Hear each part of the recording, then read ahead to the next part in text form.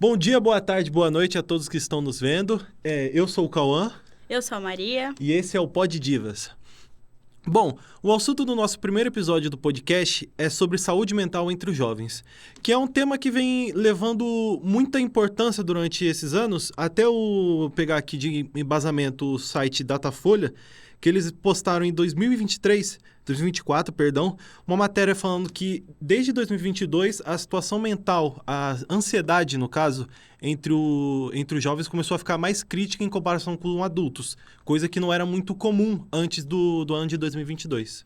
Teve aí um crescimento muito grande entre os problemas de saúde mental entre os adolescentes, que ultrapassou em 2024, mas eu acho que é em 2023, né? Começou a Sim. ultrapassar a partir de 2023 o dos adultos.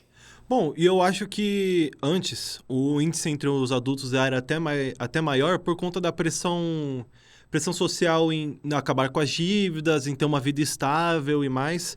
Porém, eu acho que a partir da pandemia, a partir de 2021, a ansiedade foi ficando cada vez mais presente nos jovens, seja por pressão social ou por perda até de entes próximos, amigos. Eu não sei dizer exatamente o motivo, mas eu acho que a pandemia influenciou ainda mais o crescimento da pioração da saúde mental entre os jovens e principalmente a ansiedade. Eu acho, como você disse, depois da pandemia teve esse aumento. E eu acho que vem muito da rede social também, porque foi uma época que a gente começou a consumir mais rede social e foi a época onde o TikTok começou a ser mais visto. Antes tinha, mas eu acho que não era o TikTok. A partir de 2020 começou a ser e teve um aumento aí, onde começou os vídeos. E onde começou as comparações. E o pessoal já não estava bem, já estava preso dentro de casa. Aí eu acho que aumentou. A pressão por ter tudo mais rápido, a pressão ou até a velocidade da vida mudando para ser mais rápido por conta da introdução do TikTok entre os jovens. E eu falo até por uma experiência própria. Na época de pandemia foi até bem difícil, porque era uma época mais... você não tinha tanto contato social, só tinha contato social com a minha família e tal.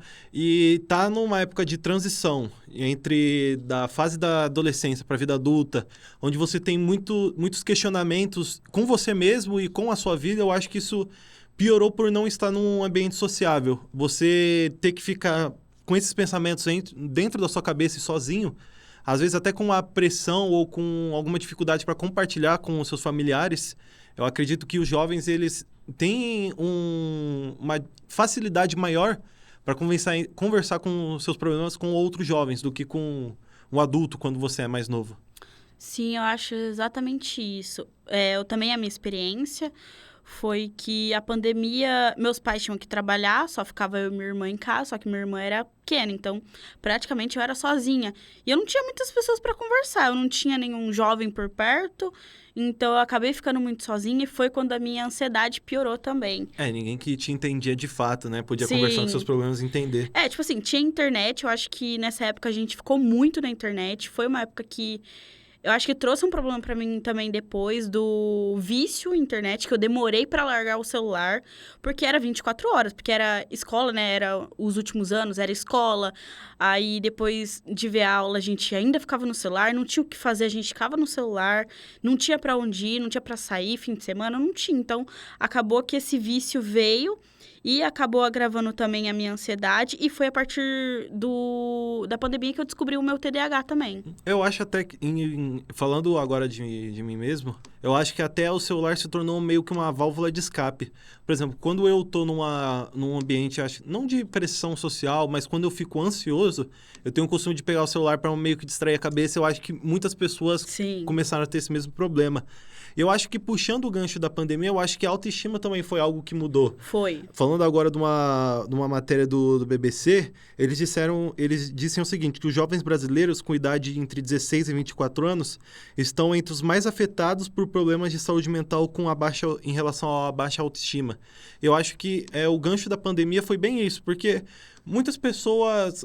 Foi o boom, acho que não pode dizer que foi o boom da internet, mas foi o boom dos influencers digital.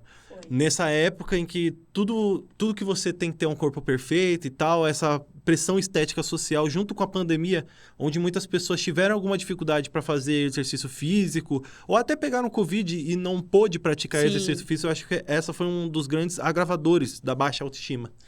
É um assunto delicado essa questão de aparência, principalmente entre os adolescentes, porque é onde nossos hormônios começam a mudar, então a gente tem muita oscilação de sentimentos. E se a gente não cuidar, pode agravar, tanto que teve essa série recentemente, Adolescência, da Netflix, que abordou um pouco isso, do menino se sentir inferior por conta da beleza dele, porque ele não se achava bonito.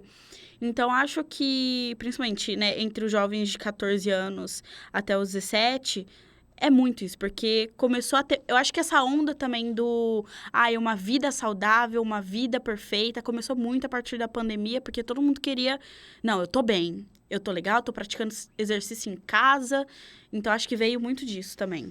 Eu acho até que a parte da baixa autoestima é meio pessoal para cada pessoa, porque tem pessoas que se sentem bem estando um pouco acima do peso ou do seu peso Sim. ideal em comparação com o seu próprio corpo. Mas eu falo até por questão de mim mesmo. Eu tenho vários problemas em questão a estética, no caso a peso, porque eu sou uma pessoa que emagrece e engorda muito fácil. Então, isso é um problema. Porque se eu faço uma dieta, eu emagreço... Acho que em uma semana eu emagreço bem. Mas só que se eu não como certinho, se eu não sigo essa dieta, aí já fode tudo. Então, eu acho que essa questão da baixa autoestima, em relação com a pressão da estética social, foi muito agravada pela pandemia, mas eu acho que também é algo levado a sério demais pelos jovens. Eu acho que essa pressão é meio que desnecessária.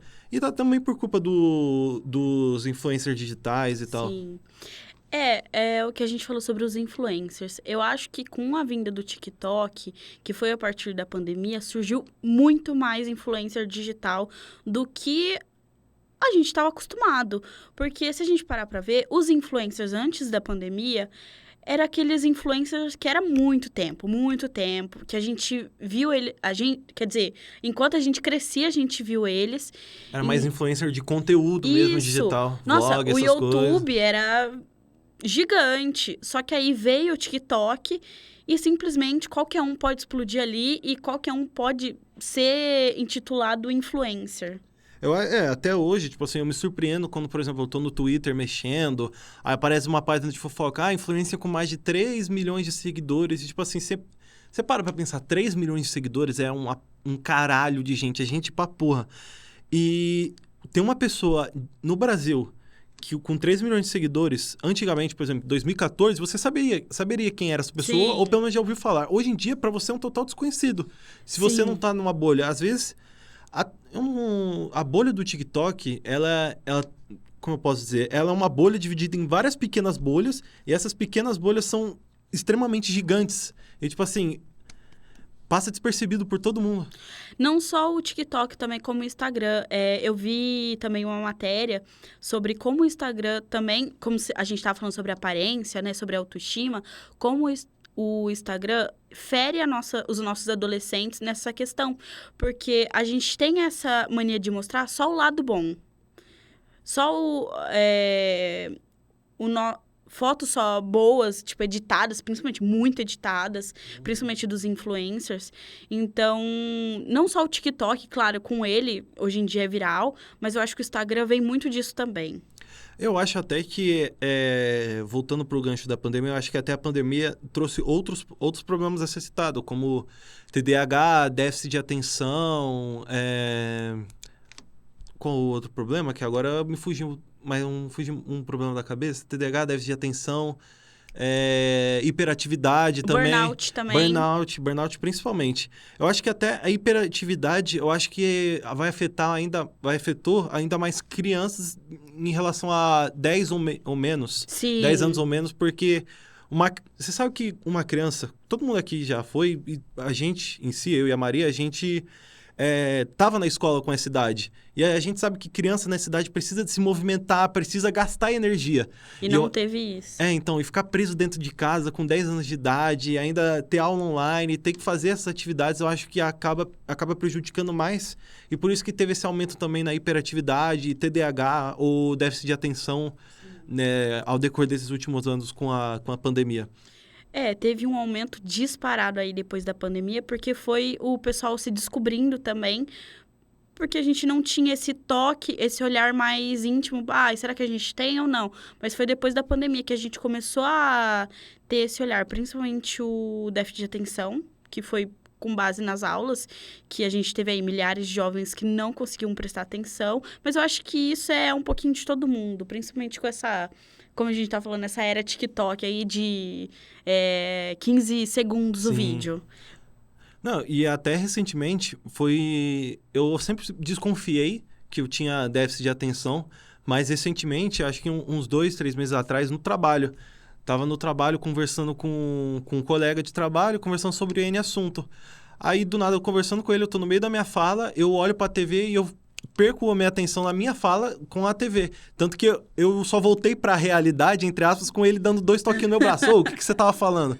E, tipo assim, nesse 2 toquinhos que ele deu o braço, eu caí na real. Falei, nossa senhora, eu tenho um sério problema aqui que eu preciso me laudar, vamos dizer assim. Eu também. Eu descobri o TDAH na pandemia, porque eu não conseguia prestar atenção na aula. Tipo assim, minha cabeça voava. Eu falei, não, gente, eu tenho que prestar atenção. Eu sentava numa mesa, eu colocava o celular, né? Não dava. Nossa, minha cabeça voava. Eu falei, gente, não é possível. Aí eu ia na psicóloga, quer dizer, ia não, né? A gente conversava por telefone.